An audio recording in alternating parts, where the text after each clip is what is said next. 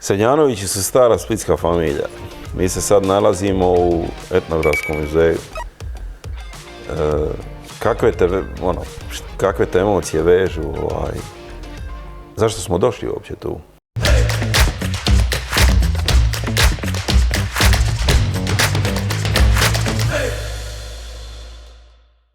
Interesantno etnografski muzej, ovo što me pitaš, zašto u etnografskom muzeju? Prvo što smo htjeli, kao što znaš, bile su dvije stvari koje moram reći o sebi, koje na neki način imaju. Ja sam htio da bude ili knjižnica ili kinoteka. Zašto? Sve je počelo u mome životu kad sam otkrio. Prvo, u stvari, bogatstvo nije bila matematika. Kad sam otkrio knjige. Mama mi je vodila ono što se zvala Narodna biblioteka, koja je poslije postala sveučilišna i danas je tu likovna akademija. Ja sam imao 6 godina. Kad me mama i ovi pustili da uđem unutra, ja ne mogu opisati šta se desilo u tom momentu. U isto vrijeme kino Bačvice, to je meni napravljeno. Se stvara kino Bačvice, ima 6 godina. Ovo moram reći. Kad sam počeo čitati, to je bilo toliko veliko, ali ja sam znao da mi brat i mama znaju za to. Onda su me odveli u kino. Gledao sam Biko i sjedi koji sam imao 6 godina. I znao sam da nikad ovo s nikim neću moći podijeliti. Nismo mogli izvući iz kina. Nikako. To je bio veliki problem. Ja sam mjesec dana bio Biko i sjedi. I cijeli život je bio nekako oko filmova. Dakle, mi smo htjeli, bilo logično knjižnica zbog svega toga. Inače, kao ambijent i kinoteka, nismo mogli naći lijepo mjesto. I onda je ispalo sticam okolnosti da možemo dobiti etnografski muzej. Da ja moram reći na neki način. Ja sam otišao iz Splita sa 13 godina, ali mi smo stara familija, navodno smo 11. najstarija familija, preko 500 godina ovdje i kao odrasteš u tom malo na neki način uskom viđanju svijeta, gdje je Split centar svega, to je bilo čak primitivno da budem iskren. Većini to ti uđe u tebe, svaki kamen je meni ovdje bio vezan. Ovdje, ovaj muzej je na neki način povijest moje obitelji, ali ima i više toga. Ima jedno prije 10 godina kad sam došao sa mojom tada životnom soputnicom koja je prestala biti. Neću nikad zaboraviti, došli smo rano jutro, ja sam bio jako umoran i spavan, došli smo brodom. A ovo moram reći, ja nisam bio siguran da ću se ikada vratiti u Hrvatsku. A hoćemo se navraćati na ovaj razgovor. I sjednem ujutro negdje kad se otvorilo, ja ne znam koliko to moglo biti, 9 sati. I ostali smo sjedi satima, ja sam bio kao ukočen, valovima se vraćalo sve sjećanje na moje odrastanje ovdje, na beskonačnu slobodu odrastanja. Ovo moram naglasiti. Ono što je mene učinilo na način na koji vidim svijet, što me odvelo da postane fizičar, u mom životu je sigurno povezano sa tom slobodom. Odrast na Bačvice, ti godina, di nema auta, bila su 2 auta u kvartu, di si cijeli dan slobodna. Znaš, kad sam imao 6 godina, moji su me htjeli staviti u vrtić koji je bio vrtić pored kuće. Bilo ludo. Ja najkasnije do 10 bi pobjegao preko ograde iz vrtića. Jedan put je mama me našla kad je došla i to se pričalo cijelo vrijeme.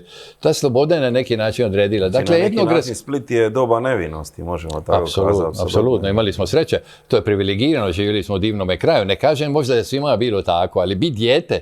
Recimo, danas ljudi kažu kako je prije bilo bolje. Jedna stvar što me najviše nervira da tvrde da je sve bilo bolje. Cure su bile zgodnije, ako si muško, mladi su bili pametniji i poslušniji i tako dalje. Ništa od toga nije tačno u mom životu.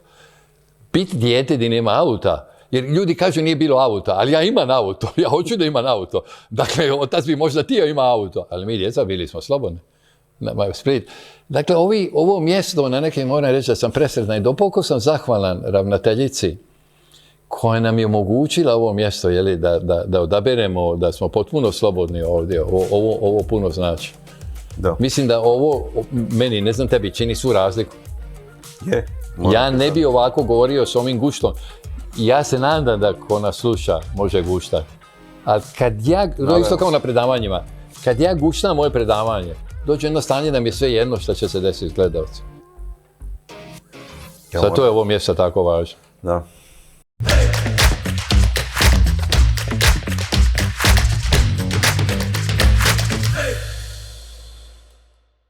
Nešto smo bili zaboravili, čini mi se. A nije pitao si me kad je bilo otkriće Higgsovog bozona. Da li sam ja govorio tu? Prvo moram naglasiti jednu stvar. Znači, Kaži. Znači 2012. Svi znamo 4. gdje smo jula. bili. 4. da, američki Independence Day. Svi znamo gdje smo bili.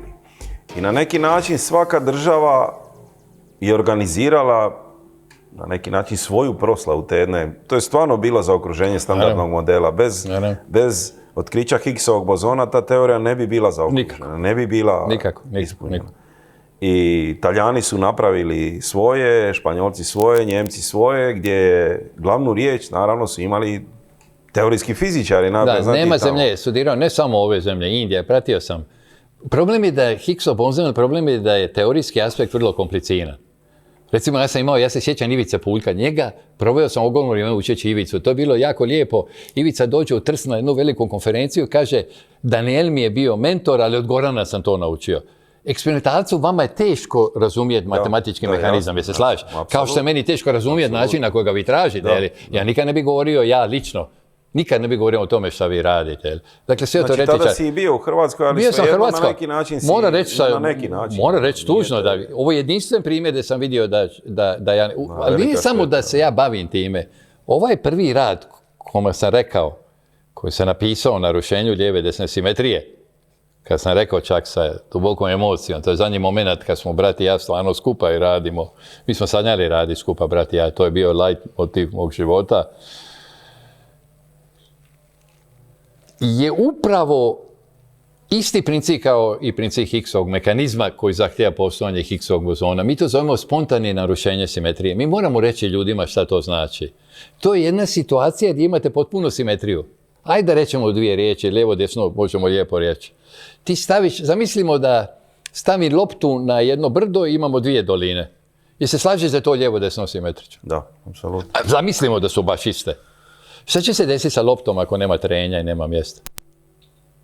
Ona će pasti na jednu stranu. Da. Na jednu ili drugu stranu. Zamisli da ti dođeš nakon što je pala, pa nema simetrije, gledaš ovdje. Ovdje ima lopta, ovdje nema, zamisli ogromno. Zamislimo diva koji ima veliku snagu ili energiju da stavi gori, odjednom se restaurirali, imamo ponovu simetriju. Jel? Dakle, moj prvi rad je čak o tome, jer ja se bavim cijeli život tome. Da, jako mi je krivo, jako mi je žao. Jel?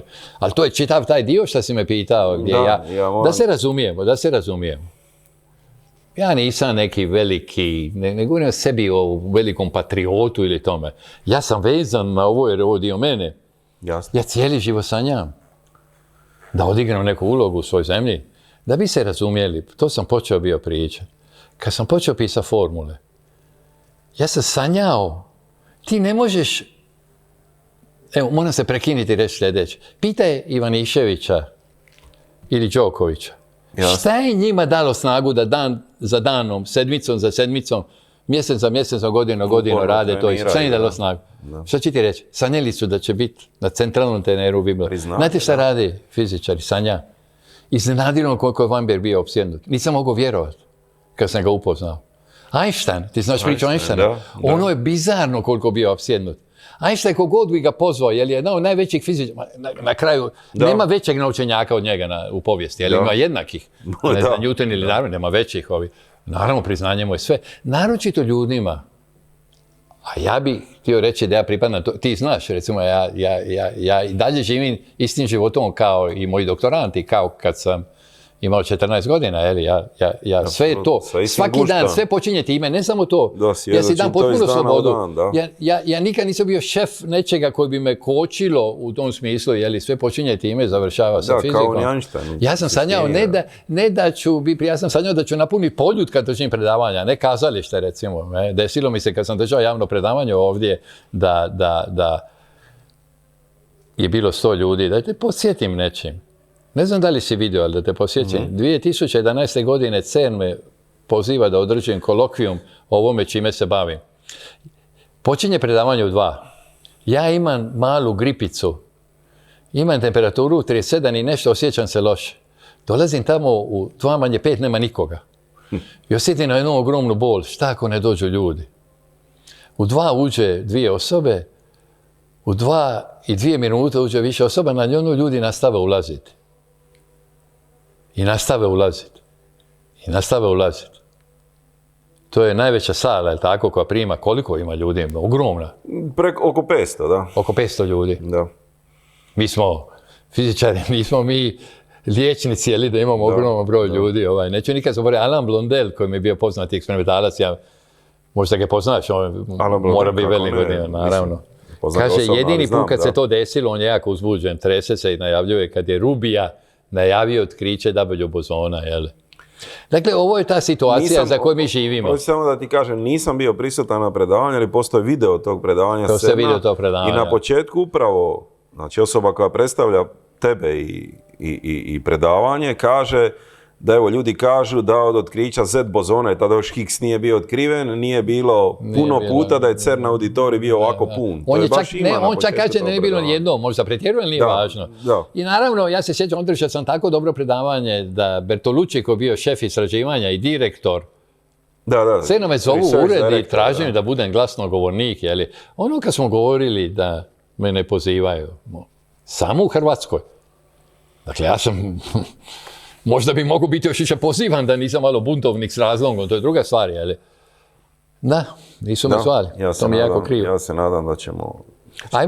Ajmo reći da moj povratak kući, ovo moram te posjetiti, možda se... Na neki način ti si odgovoran.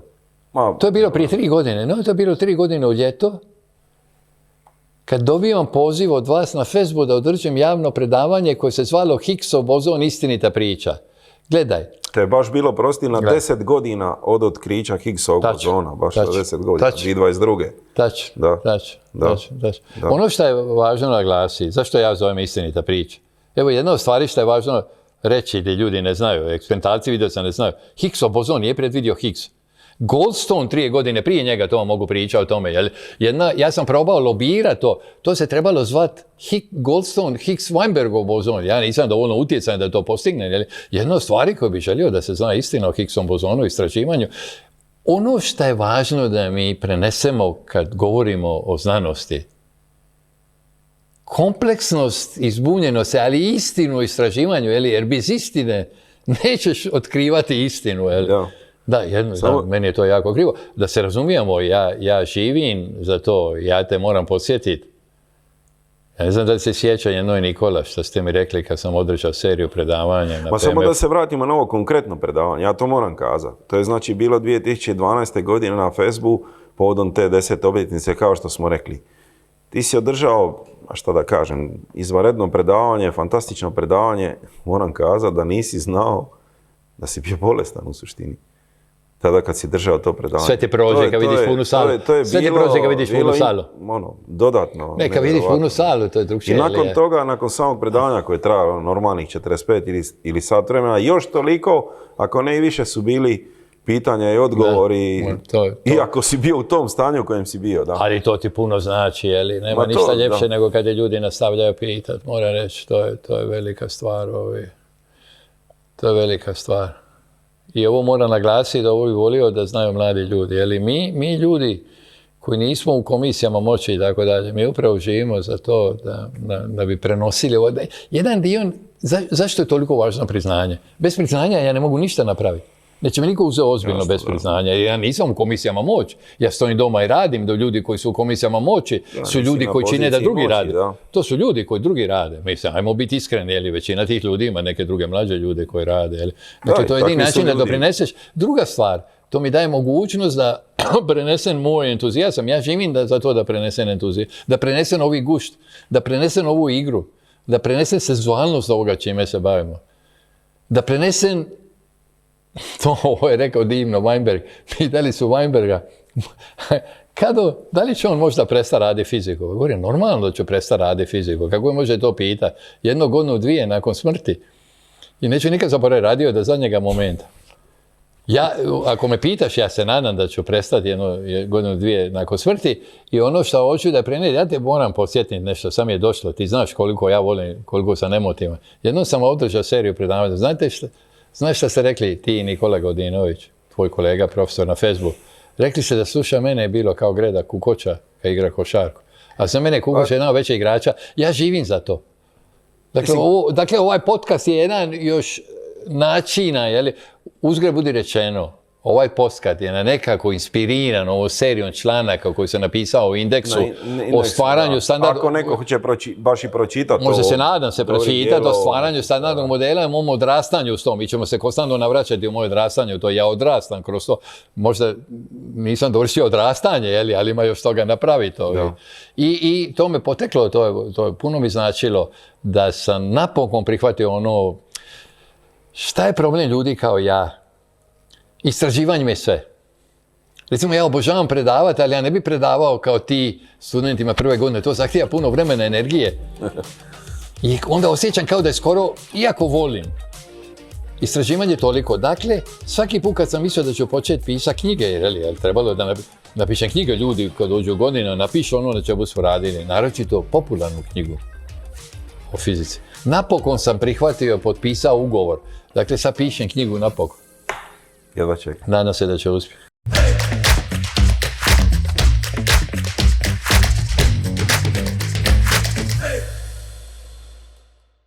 Mislim da je očito ljudima koji će nas gledati, koji nas gledaju, da taj entuzijazam, ta ljubav prema fizici, i zato je stvarno šteta da to ne iskoristimo, jer mi, evo, moram kazati tu digresiju, bit će vremena da o tom pričamo, ali nastava fizike u Hrvatskoj je u kolapsu u suštini. Znači, postoje studijski programi koji obrazuju naše nastavnike fizike. Evo, na primjer, ove godine na zagrebačkom PMF-u, koji je ipak perjanica studija fizike u Hrvatskoj, za profesorski smjer koji obrazuje, znači, profesore za srednju i osnovnu školu fizike i kemije, od 22 mjesta upisna upisalo je, odnosno ostvarilo upis 0. Stvarno? Znači, to je bilo na ljetnom upisnom roku. I za druge nastavne smjerove je slična situacija. Tako da... Ne, oprostite, te zaustavim samo prije ti kažem. Stvarno? Da. To je užasno. Pa to mora da ima neki razloga, možda su plaće. Šta to mora biti? Mora biti da očevidno ne ulažemo dovoljno u jedno što najvažnije stvari, jer obrazovanje je centar. Ako hoćeš budućnost zemlje, obrazovanje... Znači, naravno, ljudi pokušavaju objasniti zašto je to.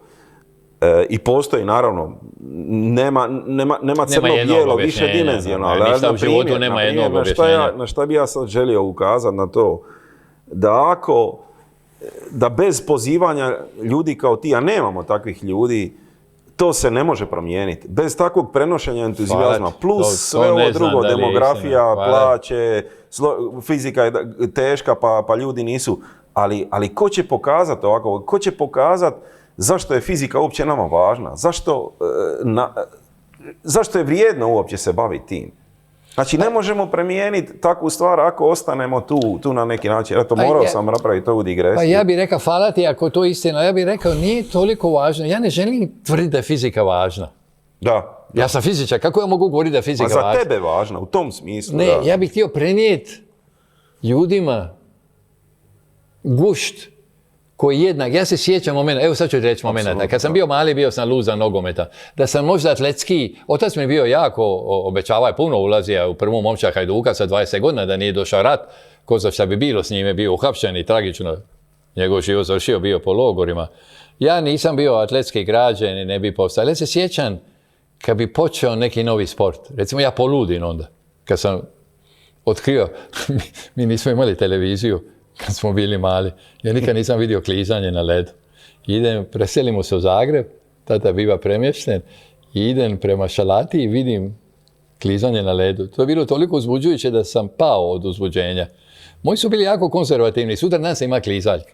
Ja nikad nisam propustio klizaljke, barem jedan put na dan bi otišao, ali to su ti momenti koji želiš prenijeti. Da je to isto. Da, je fizika isto lijepa kao igranje nogometa, kao klizanje, kao muzika, kao bilo šta se...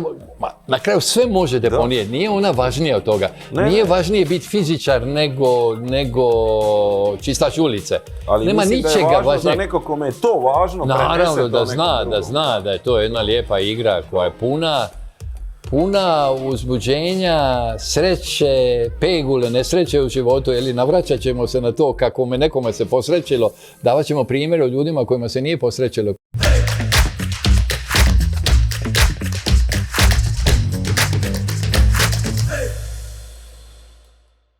Uzgred budi rečeno, kad smo govorili o primjeni Higgsovog mehanizma na standardni model, što je napravio Weinberg, 64. godina. Weinberg piše svoj rad 67. 61. posjećam ponovo ovo našim gledalcima, ako su mladi, ništa ne znači. Jel? 61. piše, ovo je 67. 64. Higgs piše svoj rad. Inače, taj Higgs mehanizam nije otkriven od strane Higgsa, nego da Anglera i Brauta, Angler je belgijski fizičar, Robert Braut je, François Angler je belgijski fizičar, Robert Braut je američki fizičar, oni pišu rad prije Higgsa. Ovo vrlo često imamo u životu da onaj drugi dobija priznanje. Ovo je ludo da se zove Higgsov bozon. Lud. Ali dobro, i Higgsov mehanizam, jel? Da imaš tu situaciju. Da, i cijela ta priča. Mislim, cijela ta priča je vrlo zanimljiva i kako je Weinberg na kraju to zaokružio. Mislim, to si govorio. Pardon. Gledaš je tada na Berkeleyu. Bravo, da. Da, tu si mi pričao jedan put. Higgs je potpuno nepoznat, dolazi drža seminar na Berkeley. To popodne Glešo ima zubara, ako se odgovori. Moram ga pitati, ja sam ovih dana, kao što znaš, ovo ćemo govoriti, nekako smo se puno sprižili sa Glešom, tako da smo praktički svakodnevno si pišemo. To su nevjerojatne stvari, da. Malo se desilo nešto grubo, nevjerojatno. On ima skoro 93 godine i do jučer je bio u nevjerojatnoj formi, tako vidiš, putuje po svijetu stalno. Jel? Rekao, ako krene ovaj čer, da je prva stvar, hoće da bude prvi koji dođe. I sad Higgs drži seminar o tome što je napravio. Glešo ne zna da Higgsov mehanizam, to popodne ima zubara. Nije znao da je tako važna priča, neki nevažan frajer. Higgs nije bio toliko priznat. Naravno, inače bi ostao na predavanju. Ovo je putovao sutra dan. I nisu se, otišli smo na kafu, govori Glešo. Da su oni otišli na kafu zajedno, da su popili kafu, zamisli. Oni bi zajedno, Glešo sam, napravili bi Weinbergu rad, jeli? Dakle, Weinberg jako sretan što je Glešo otišao to popodne. Vi ste igre sreće, nevjerojatne slučajnosti. Mene to fascinira. Mene cijeloga života fascinira ironija života, povijesti. Jedan moment, ne samo da te uče fiziku da je hladna i mrtva, tebe uče u školi da je povijest hladna i mrtva. Ne da su to igre slučaja. To se moralo desiti zbog ovoga i onoga, ljudi tako govore. Totalna glupost. Sad vidimo točno da... Totalna glupost. Naši životi se ne dešavaju. Ako zubara promijeni povijest. Drugo, moramo biti jasno, postoje ono što mi zovemo Newtonovska fizika. Ajde da ovo kažem, ovo je vrlo važno. Šta je Newtonovska fizika? Ova klasična koja opisuje tebe i mene. Da, možemo predvidjeti kretanje u smislu da mala promjena početka. Ja mogu recimo pucati, ima ljudi koji jako precizno pucaju iz puške. Ili ja mogu učiti biciklu, sad me uče, sad mi je udrilo u glavu da postanem dobar mountain biker. Propustio sam to u životu i sad učim kao lud. Zašto ja mogu voziti biciklu? Jer mala promjena pokreta dovodi do male promjene. Kad bi bila nagla, ja ne bi mogao voziti auto. To je klasična fizika. To su ono što zovemo Newtonian sistemi. Postoje kaotični sistemi gdje mala promjena, to je počelo prije oko 100 godina, ne sjećam se tačno, mala promjena početnog momenta potpuno promijeni putanju. Život, društvo mora biti nešto između, ne može biti potpuno kaotično, ali sigurno nije kao pucanje iz pištolja, ali ovo je vrlo važno. Dakle, dobro je da znamo u svakom momentu da slučajnosti, igre i tako dalje, to je ono što čini život bogatim.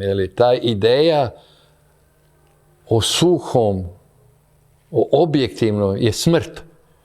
Život je dinamika. Smrt je jasna. Međutim, ja ti mogu reći sljedeću stvar. Ne sjednem s nikim nekad popit kavu ili nešto ko mi govori takvim riječima, bilo čemu da se govori, da li danas o Palestini i tako dalje. Postoji neka navika da se zamišlja da je sve to jednostavno i da ti i ja možemo objasniti. Da, vjerojatno tako i krenuli već iz roditeljskog doma, tako se i obrazujemo, tako na školovanje. A škola je jedan od najvećih problema. To nije slučajno, vjerojatno, da.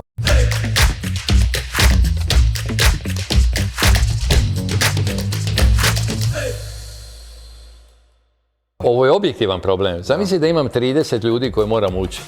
Vrlo je teško učiti na neki način koji daje pojedincu mogućnost da se, i onda ga moramo pojednostavniti, to dovodi do toga. Šta se onda dešava? Ti želiš naučiti nešto. Kad ti želiš naučiti nešto, šta to znači? Hoćeš da prihvatiš to što ti knjiga govori. Ali to je ogromna opasnost. Učenje je jedan ogroman problem. Ja recimo, da ti kažem šta moram raditi, ja predajem kao što znaš, to smo često razgovarali, na kraju postdiplomskih studija. Da. Ja, za sreću, gdje imam 10-ak studenata koji postanu praktički prijatelji, idemo zajedno igra nogomet i tako dalje. Predajem i uvodim ih istraživanje. Znaš šta ih moram učiti? Kako da prestanu učiti? To je vrlo... Naravno, bez učenja... Šta ćeš napraviti bez učenja, bez znanja? Ali čim imaš malo više znanja, to te ograničava, pojednostavljuje sliku i spriječava mogućnost da ti sam stvarno razumiješ. Da. Sve što bi želio ja kroz naše diskusije da nekako dočaramo kompleksnost. Pogotovo danas s ovom razinom tehnologije gdje informacija u suštini je dostupna svima, ali taj put, taj način, taj na neki način recept istraživanja i učenja bi trebalo biti centralno. Mi i dalje, ja na primjer vidim greške u svom načinu predavanja, svom načinu da na neki način opet inzistiramo na tim informacijama, naravno nužne su da nešto... Žrtve smo. Mislim da, mi smo svi žrtve toga. Jednu stvar ne možemo zaboraviti. Ljudi često govore da je nam problema što se javlja tehnologija. Kad je se počelo štampati knjige, ljudi su se opirali strašno, rekli su ovo će uništiti svijet. Zaboravimo jednu stvar. Bez te tehnologije postojali bi povlašteni ljudi koji bi imali informaciju. Najbolja, stalno čujem ljude oko sebe da je prije bilo bolje, jer prije nije bilo toliko informacije. Apsolutno. To ne samo da je glupo, to je opasno. Apsolutno. Jer ova tehnologija nam dozvoljava da svak može na neki način doći do istine koja brije. Prije da bi trebao, prosti šta te prekinem, prije da bi došli do neke, ajmo reći, najaktualnije informacije trebalo ići u Bodleian Library, u knjižnicu u Oxfordu, a ko to može? A danas sjedimo za računalo i imamo dostupnu informaciju. Ja se sjećaš onaj rad od Diraka, ima ovaj Heisenbergova neodređenost. I Dirac pokazuje da to ima veze s nekim posonovim zagradama, ove komutacije, nije važno šta je. I sad on priča, Dirac je bio vrlo neobičan, jedan od očeva moderne fizike, pričat ćemo o Diracu dosta. Ovo je interesantno. Kako fizičari obično vole raditi, ozbiljni fizičari, van ureda. Ovo moram reći da mladi ljudi znaju. Recimo, on je morao svaki dan hoda 10 km. Nedjelja popodne. Dođe mu revolucionarna ideja, gori cijelu noć, ne može spavati, čeka da se otvori biblioteka koja je zatvorena na Cambridgeu. Ti ja bi danas to saznali i to je divno u to vrijeme.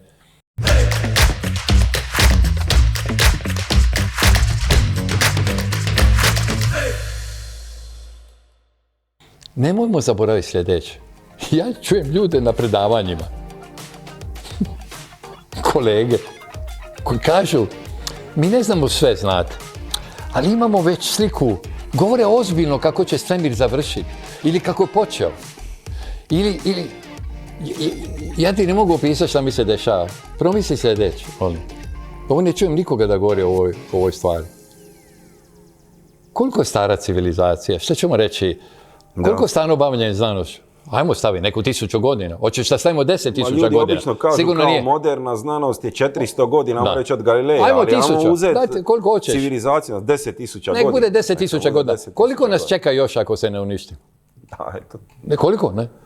Dobro, sunce je još nekakvih 5-6 milijardi godina. Oko 4-5. Svemir je star već 13,7-8 milijardi godina. Nas čeka još 4 milijarde godina. Znaš šta to znači reći da mi danas znamo nešto? To je kao da jedno popodne, pola sata učiš nešto, trčiš mami, kažeš mama, ja ne moram više nikad učiti. Da. Čak i kraće od pola sata. Ja, čak i kraće. Pola sata u životu jednog pojedinca su ova stoljeća koja su prošla u životu jedne planete. To je toliko, to nije samo ludo što rade, to je takva glupost. A ja čujem ozbiljne ljude koji tvrde da su znanstvenici i tako govore ljudima javno. Da. Meni vrije krv u meni. Imaš jedna stvar tu koja mi je stvarno, molim te da to prokomentiraš. Znači, čak i najveći, čak i Einstein, čak i Heisenberg su na neki način upadali u tu zamku da završe fiziku. Čisto iz tog kako je to bilo moguće čak i za najveće ljude? Znači, kad znamo tu perspektivu, da za pola sata ti kažeš da više cijeli život ne moraš učiti, mislim, kako su i oni na neki način došli u taj problem? Na nekako. Megalomanstvo. Budale. Ti možeš biti genije budala. Još jedan stvar. To je želja da se predstave mnogo većima nego što jesu. Kaže Max Born, jedan od ljudi koji je dopunio kvantnu mehaniku, koji je objasnio šta je Schrödingerova teorija. Piše pismo Heisenbergu. Funkcija, da. Piše pismo Heisenbergu 1927. godina. Piše pismo Heisenbergu.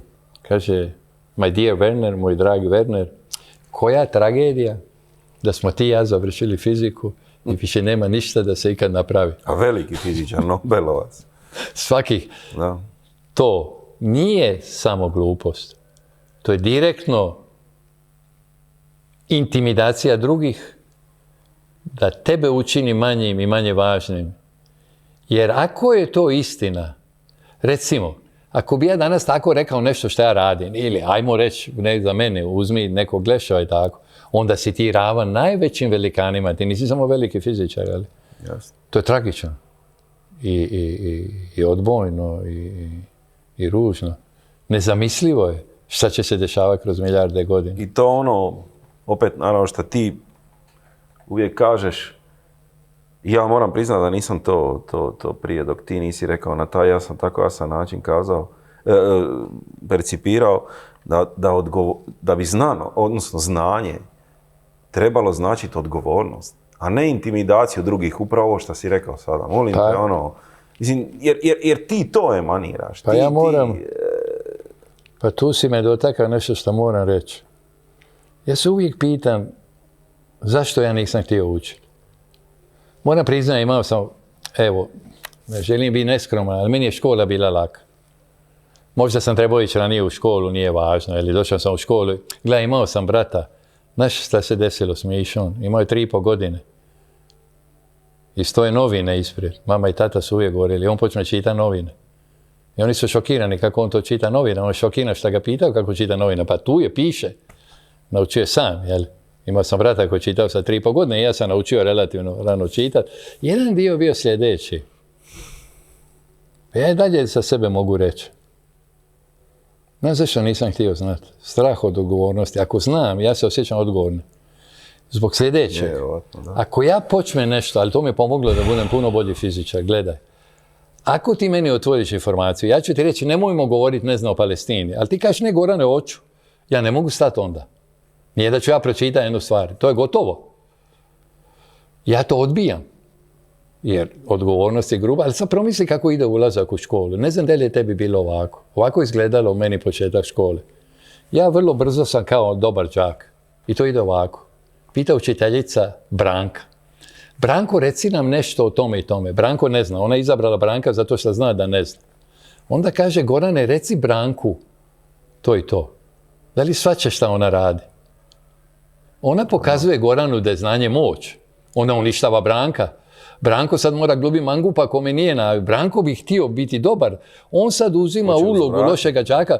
Ti u takvim momentima uništavaš sudbine ljudi pod jedan i time ona radi dividend impera jer ona nije sposobna učiteljica da radi sa djecom i ona ih mora zavaditi. Ja vidim da većina ljudi ide tim putem. Ja imam dragu djecu koja mi govore kako im je drago digni ruku. Ja nikad u životu nisam digao ruku. Nikad ne bi osrama digao ruku da me ubiješ. Jer to je značilo pokazati se prema onima drugima. Ali to je dio kulture u kojima mi živimo. Znanje za većinu ljudi je moć. I to je uvijek tako bilo. Zašto su liječnici govorili latinski kad bi te u prošlosti liječili? Da ne bi ti razumio, jer ako razumiješ, oni nemaju moć, jer onda i ti znaš. Mislim da to je jedan od ključnih problema na kojima se društvo mora suočiti. Da na dovoljan način ne ukazujemo na to, da. Znači, došli smo do kraja i ove epizode. Vjerojatno ćete primijetiti da se mi u razgovoru neprekidno navraćamo na prethodne teme, što je, mislimo, nužno da bi bolje objasnili i to ćemo i dalje nastaviti raditi u sljedećim epizodama. Budite uz nas.